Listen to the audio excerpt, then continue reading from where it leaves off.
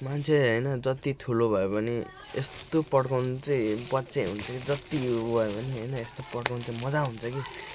inner child हुन्छ नि त्यो इनर चाइल्ड बाहिर निक्लिन्छ कि यो पड्काउँदाखेरि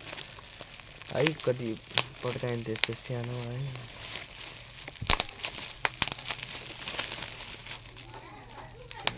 सेटिस्फाइङ क्या